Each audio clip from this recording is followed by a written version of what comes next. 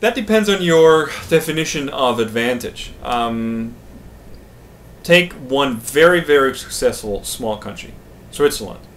Switzerland is located in one of the worst possible geographical spaces that you can think of, squeezed in between two major powers that have been trying to gain dominance in the global system for a while, France, Germany, and Italy on the eastern southern border as well. So it's squeezed in between major powers that had incredible capabilities and incredible interest in widening their sphere of influence. And yet Switzerland always remained intact and was able to remain in its niche. So I could give you a number of other small countries that we could regard as successful, and I think you would agree that Switzerland can be seen as a success. So how do they pull them off? Well, in the sense that they provide something to the larger ones that is useful to the larger ones. So if a country does not necessarily threaten, and that's actually where smaller countries can have an easier, how should I put that? It could be easier for smaller countries, and often it is easier for smaller countries to live happily along with major powers simply as a result of their non-threatening smallness. Germany was never threatened by Switzerland. France was never threatened by Switzerland. Italy was never threatened by Switzerland. And they all got something useful from Switzerland, and so they really didn't have much of an interest in occupying it. And in Europe, you have a number of those countries that remained independent as countries, despite the fact that we had empires up until early in the 20th century vying for dominance in the region. And so in all major attempts to integrate them into the larger empires tended to fail, just ask the Germans. And so in that sense, small countries, especially if they increase their capabilities through innovation, through education of their people, for example, by providing something that is very useful to others, to larger ones that technically have the capability of occupying them or integrating them in their state system or their border, can thrive, and usually tend to do so, because the cost of war is very high, and killing the goose that lays the golden eggs has repeatedly proven itself not very useful to those larger countries in history, which is why they don't do it. So, in that sense, small countries, whether they have natural resources that are useful, often are in danger of being integrated into larger systems. But if the geography, which in the case of Switzerland, for example, lends itself towards protection, because it's really hard to occupy these folks. Lots of mountains, and they know how to dig themselves in. But if you have natural resources, for example, like Kuwait, with Iraq next door, then you can see how hard it can be for countries, for example, to remain independent. If, on the other hand, the main resource or the main gain that you get from a small country is in its human resources, in its people, occupying it doesn't usually really bring you major benefits. So in the case of Switzerland, it's not its natural resources so much, but it's the services that they provide, and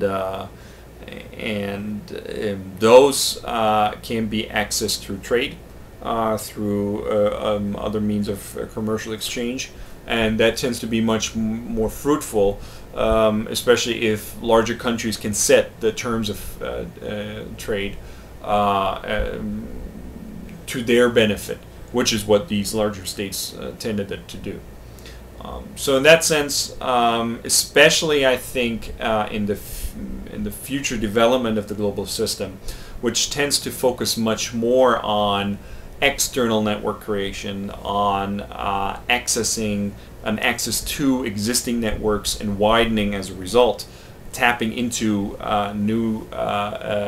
accessing new networks and new resources. Geographical dominance or occupying countries, for example, is not really that necessary or helpful. And so smaller countries, and it even some people would argue whether it's even necessary to or beneficial to be a country. Whether city-states, for example, will not become much more important. That a state like Singapore can be a model for others. That New York City, for example, would be better off without the heartland of the United States, or the hinterland that it is now. As a bridgeport to those very different needs of a larger, vast space country, if it gets the protection from a large country. So whether you do that in form of a state, whether you do that in form of some sort of alliance, as we've seen in the past, that I can't tell you. We simply don't know how the world will be carved up in 250 years. Especially if democratic forms of governance, as we would expect, become more and more prevalent. On the other hand, geography still matters. For a country like, say, Australia, for example, to be so much located in the periphery on the globe, despite the incredible resources that they have, both natural resources and the human resources and services that they can provide, that means that a country like Australia will never vie for global system dominance. On the other hand, Genoa and Venice, if you remember my model, or Portugal and the Dutch, were relatively small entities, especially compared to the then dominant China in all of these cases. But China decided not to expand and not to really seek dominance outside of its geographical space. And so those small countries, especially Genoa and Venice, really city-states, were able to put an incredible amount of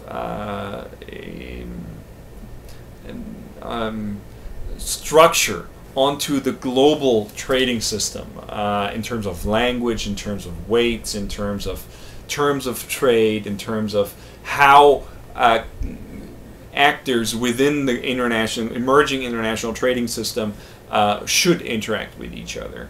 Again, China was much larger, had much more power, but decided not to engage itself as much. So small countries, given the right context, especially if I'm right, and the international system does, or global system does, expand as a external network oriented or dominated system, then small countries or city-states even probably will thrive, incredibly so.